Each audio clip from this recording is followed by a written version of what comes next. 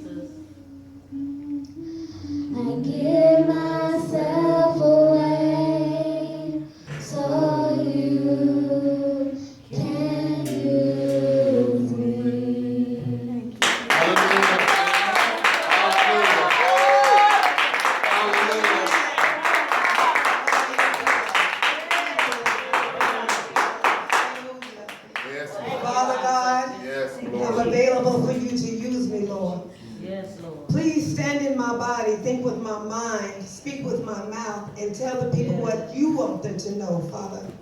Hold my tongue. Don't let anything come out that's not like you, that's not for your people. In Jesus' name I pray. Amen. First, I want to give honor to God, to my bishop, my pastor, to all the leaders here.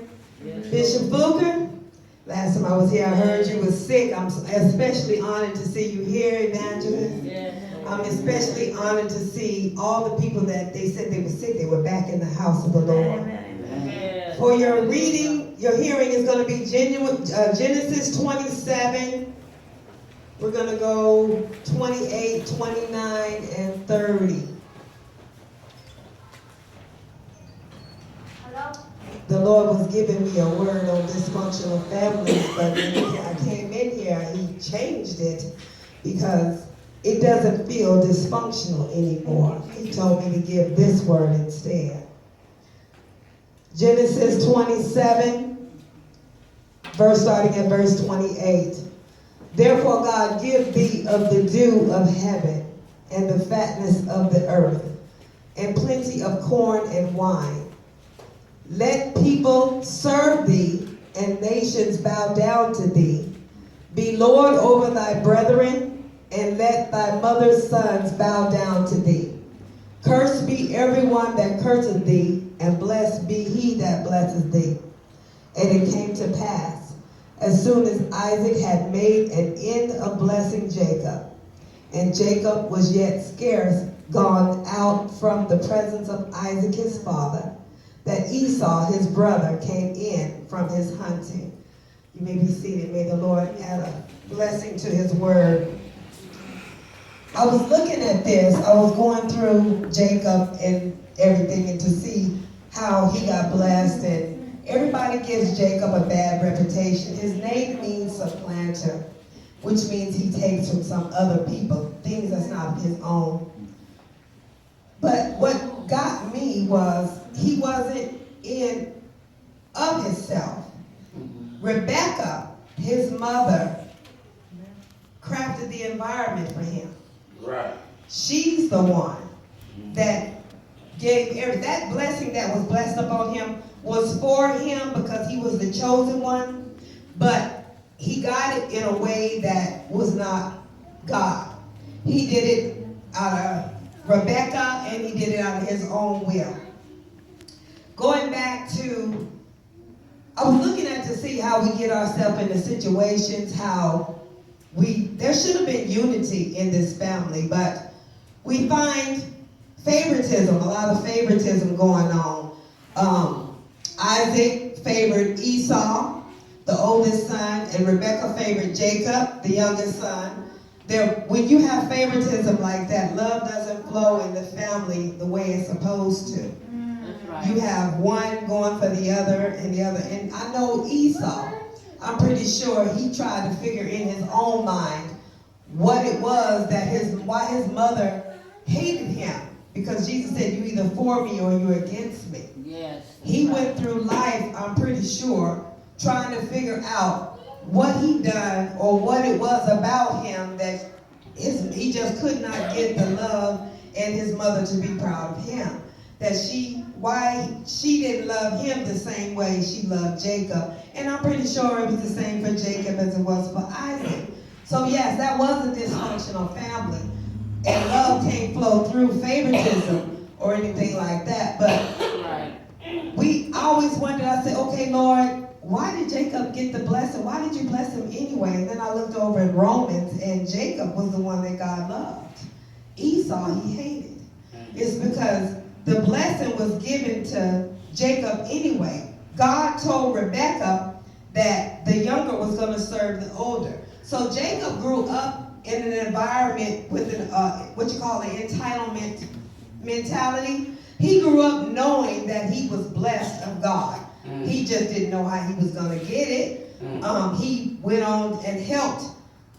Like Rebecca, she went on and helped God because God was taking too slow, or maybe God didn't know what he was doing. But she put in things, and she did things. She devised things for Jacob to get the blessing. And when we do that, when we devise ways to get our blessing, we become bulldozers. And when we become bulldozers, we run over other people and we hurt them. Yes. That's how that happens. I want to go to the beginning of chapter 27 and look at a few things. Isaac was growing old and his eyes were growing dim. That means he was going blind. He couldn't see as much. His vision wasn't as straight as it used to be. But he called his older son Esau. Now he knew Esau because of the hairy body that he had and the smell of the field, because Esau was a magnificent hunter. He went out there and hunted real good. He provided food for the table and everything and helped. His father just loved him. He was a man that worked. He was a man that liked getting up doing things. Jacob, his skin was, I read here and said his skin was smooth. He was somebody that likes to do. He worked hard, but he thought smarter. He wanted to get things, the blessings of God. He wanted the world, but he really didn't want to work for it. He just wanted to get it the way he knew how to get it. Like when Esau was down, he told Esau, give me a bowl of soup. Give me your birthright and I'll give you a bowl of this soup. So he knew how to manipulate and scheme. He was his name. He was a supplanter. He got his learning from Rebecca, his mother. She was the one who devised the plan, and she was really good at devising plans because as I read this chapter, I looked at some of the things she did, and she was so good at what she did, I was wondering how often did she do these things. Wow. Yeah. So we're going to go, I want to see, I want to start at, Isaac told Esau to go out into the field. He wanted some venison. He wanted to cook savory meat just like he liked it and everything. Tell him to take the weapons and the bow and everything into the field and get me some venison, he said. And make me savory meat such as I love and bring it to me that I may eat, that my soul may bless thee before I die. So Esau goes out, but we get Rebecca. She over here ear hustling. She over here listening to Isaac and Esau's conversation. It wasn't none of her business. Right. Nosy, I can't stand nosy people. That was just gonna tell you, I can't stand nosy people. Nosy people can't do nothing for themselves because they too busy sitting over here living vicariously through you. All right. They too busy sitting on the phone. Girl, what you do? Trying to do this? Oh, I'm trying to do it. Girl, I ain't done nothing. I'm doing this. Da da da. They can't get their life going on. And I looked at Rebecca's life and I said, okay, Lord, what is she known for? The only thing she really, what she said, she get baby. Get some paper towel or something. She's going through, I tried to see exactly what she was known for. And basically she was known for being Jacob's wife and being the mother, the beginning of the 12 tribes of Israel. That's about all that she was known for because she never got up and did anything. In fact, she was barren just like Sarah was barren. That's another thing I want to look at. I want to look at the generational curses. Abraham was the man of faith, but he lied to, I think it's Abimelech. I think that's how you say it. Abimelech in Gerar. The same place that Isaac lied, the same lie about his wife to the same person in Gerar. That's a generational curse. When we do the same things that our parents, our ancestors, our elders do, instead of changing, we just keep getting the same old thing. That's how they ended up in Egypt. Because they kept doing the same old thing, it wasn't of God, but they kept moving and doing the same old thing. Rebecca heard Isaac talking to Esau. This woman ear hustling, being nosy, if she would have took this energy that she had to try to build her son up in an ungodly way and did something for her own life, she could have built herself up and she could have done something. She could have made a legacy for herself. But she spent so much of her energy trying to build Jacob up. What she was doing was, God gave her the vision that Jacob was going to serve Esau. Esau was going to serve Jacob. And she took that, and because it was taking so long, she decided to get it and do it her way. She thought God gave her charge to do it her way. But he didn't. So what happened was, she decided to devise a plan. Now, the fact that Rebecca knew how to make Isaac's food, make his meat the way that he liked it, meant that she was making it most of the time. And then I was looking at the fact that she told Jacob to go get 2 kids. 2 kids are goats. They're not deer. They're not venison. Goat meat and deer deer meat are two different meats. That's But right. she knows how to fix the meat in such a way. Goat meat, I understand, is tough meat. Yes, it is. Deer meat is like a smoother meat. Yes, it is.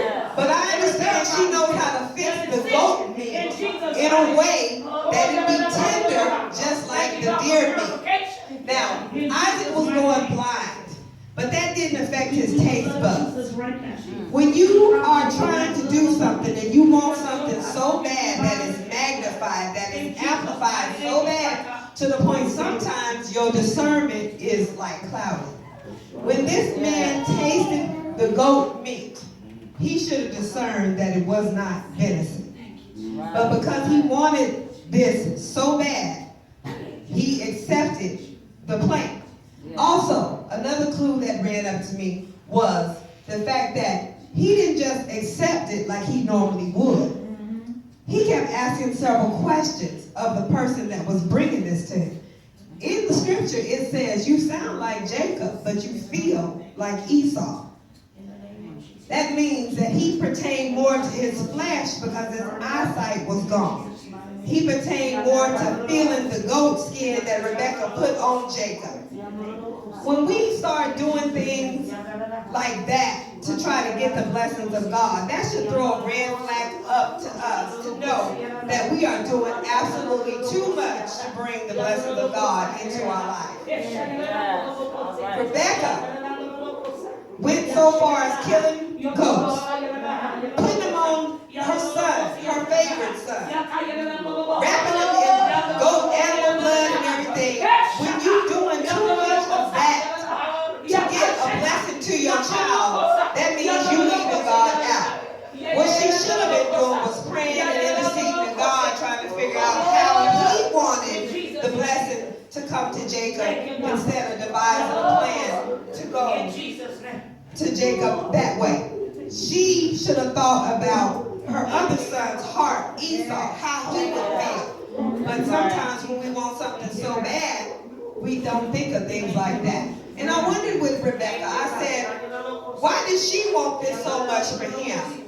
And then I looked over at the end of the chapter where she was saying, she said, in 27 and 46, she said, and Rebecca said to Isaac, I am weary of my life because of the daughters of Heth. If Jacob take a wife of the daughters of Heth, such as these which are of the daughters of the land, what good shall my life be to me? That told me that Rebecca had an agenda of her own. Come on. She was trying to suffice and fix her own. Well, when she got old, she figured Jacob was going to take care of her because she took care of him all this time. I understand that was a lie and to tell Isaac because she was trying to get him to go ahead and sell Jacob to go on to her brother Laban, which lived in Haran and everything. But the truth of the matter is that she didn't just come off at the top of her head. She really feared what was going to happen with her life. It's like, what about me? What good is that going to do me?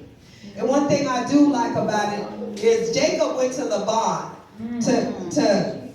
she went to her uncle Laban, her brother, and what he did is he was Jacob's matchmaker. Come on. He went in. Jacob never wanted to work for anything. He wanted the world. He wanted the blessings of God. He felt, I'm entitled. God gonna give me. I'm pretty sure his mother told him, God, I'm the chosen one, this, that, and the other. But when he got to Laban, he had to work for what he wanted. What he wanted was Rachel. All right. Rachel was beautiful to him. That's the wife that he wanted. But see, Laban had a plan for himself. He said, because he said it was against the rules or whatever, the culture for the baby to get married before the older. That's right. So, I believe Laban just wanted some free, work. That's what I believe. Yeah. So, Jacob met his match as far as being a supplanter and a trickster. He met his match. When he got there, he had to work 7 years and he worked 7 years and he got the woman that he didn't want. Come on now. Yeah. She wasn't appealing to him. Nope. She wasn't attractive. Yeah.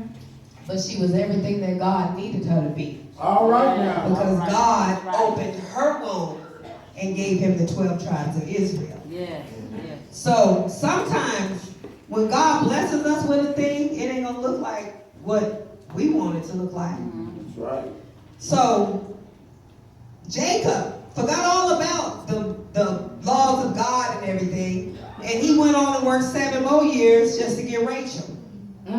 Yes. So he overextended himself 7 years to get the woman, got the woman, and didn't care about living in adultery. Didn't care about living against God's will.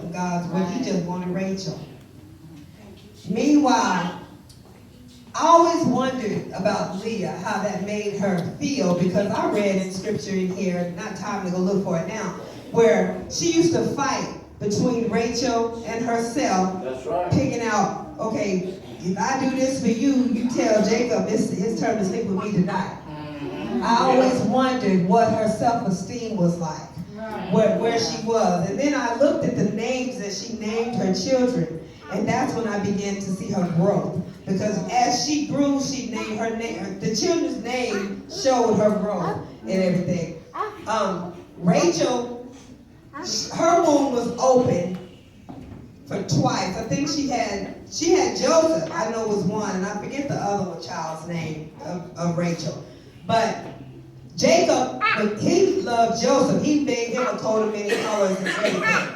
But see, I want y'all to see where the favoritism, that generational curse, just trickled down all through that family. There was no love flowing through the family. Everybody in that family was blessed. Like Esau, he could do the hunting, the feeding, and Jacob was good and intelligent. Had he used all of that for good for God, do you understand how blessed they could be? What a great nation they would have been. They would never even have to go to Egypt if they'd have put themselves together and just been a blessed nation. Yeah. But they too busy going against one another and trying to get somebody.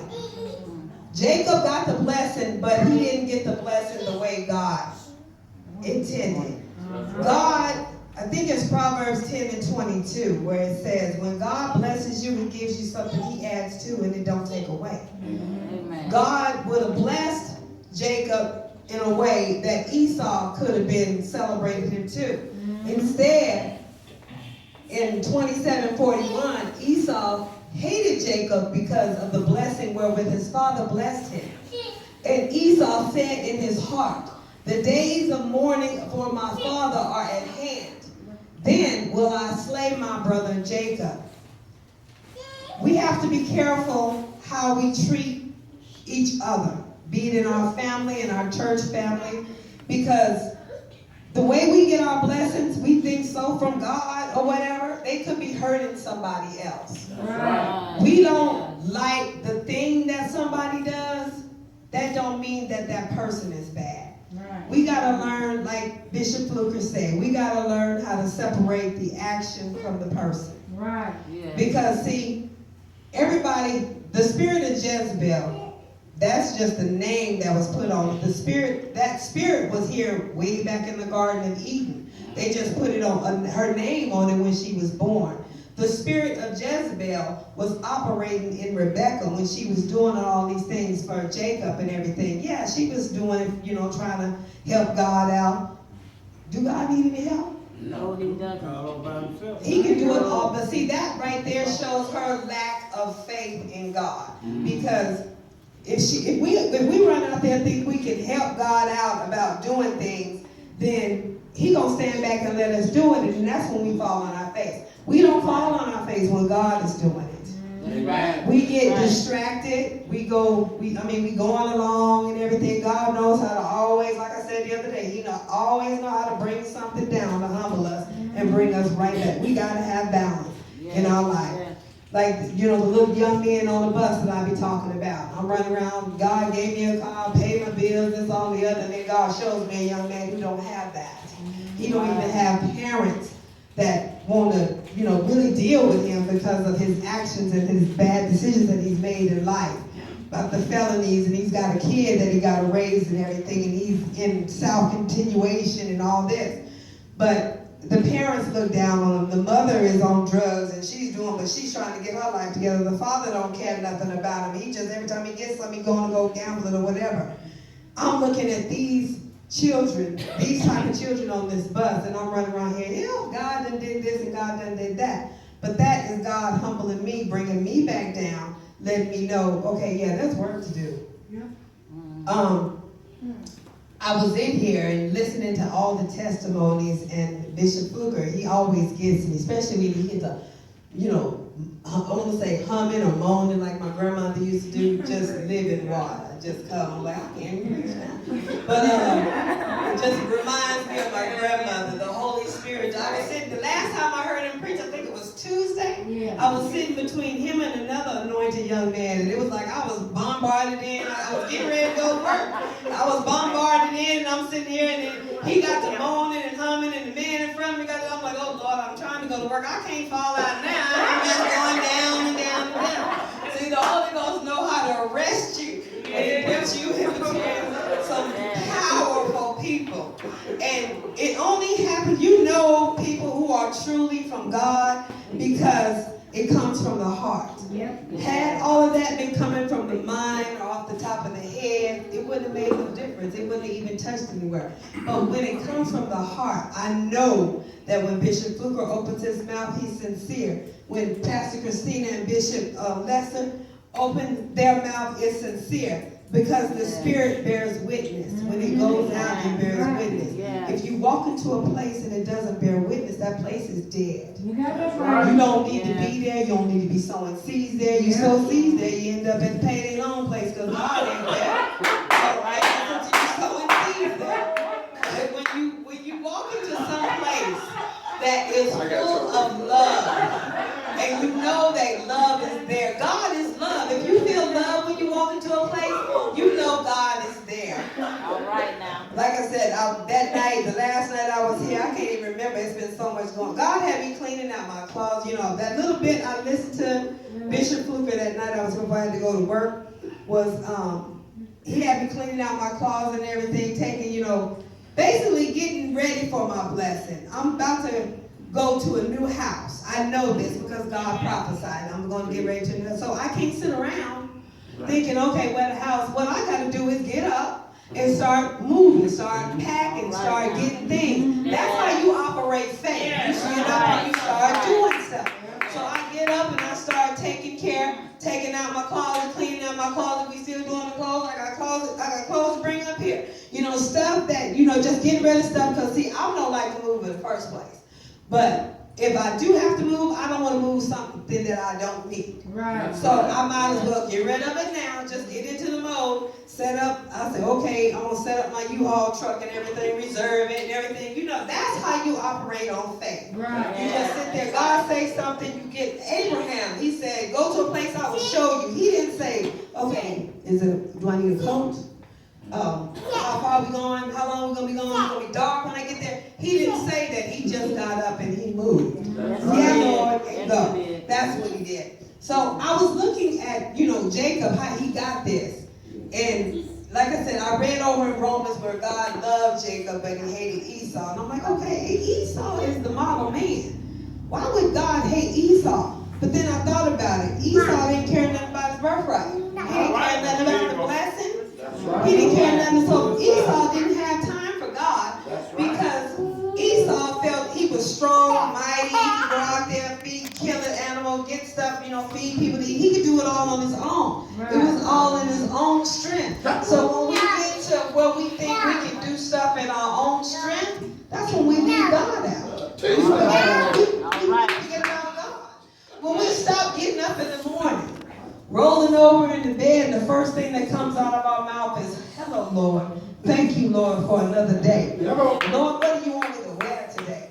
Lord, what do you want me to do today? When we stop rolling out of bed thinking and having a conversation with God or looking at the scripture and everything, that's how we get to the point where we don't forgot about God. That's right. Isaac, Rebecca, Jacob, and Esau. Through this whole chapter here, I ain't seen them when they went to God at all. They just operated on the fact that God promised them something. But see, the promises of God, they belong to us, but they're God's. Right. So therefore, in order to get the promise of God, you got to go to God. That's right. You got to go to God and make sure Lord, you want me to do it this way. Because see, Jacob had to pay for what he did to Esau through his life. I believe that's why, actually, I think it was 21 years, Bishop, because after he worked them 7 for Leah, 7 for Rachel, didn't he work 7 more? 14 years. 14 years total. I thought I saw somewhere he worked 7 more. I believe that was God working it out. Right? For what he done to Esau. That's right. But I'm thinking about Rebecca. I read over, she was talking about should she lose both her sons in one day. Yeah, that's it, 45. Until thy brother's anger turn away from thee, and he forget that which thou hast done to him. Then I will send and fetch thee from thence. Why should I be deprived also of you both in one day? Right. She wasn't thinking about Esau before, but right then she was thinking about, why should I be deprived of you both in one day? That's right. Yeah. We still talking about that I. Why should I be deprived? She ain't talking about Isaac, Jacob, or Esau. She still talking about I. Me, myself, and I. Wow. This woman, her actions, granted, her heart was for the good. Yep. We think. Her heart was for the good in getting Jacob, but see, she was worried about what was going to happen to her if he married somebody around there or whatever. But this woman, the spirit of Jezebel, came down in this woman. The spirit of control, the spirit of manipulation, came and orchestrated this environment for this young man to totally send him. And he did his dirt. He knew what was wrong. Because I remember over there when he was asking his mother, saying, this ain't going to be no blessing. This is going to bring a curse on me. And she said, no, it's going to be a curse on me. But it ain't going to sound like me. He going to feel me. It ain't going to be, like Esau. I remember that back and forth. I remember the back and forth with Isaac. Isaac was asking all these questions. Talking about, you sound like Jacob, but you feel like Esau. So he couldn't discern him for that. And then he was talking about how you get the venison so quick. That should have been a red flag there. But he came back quickly and he said the Lord gave it to him. Okay, now, that one right there hit me. Because when you in something and you trying to make God's blessing or God's promise come to you, and you find yourself not only putting on animal skin, and you find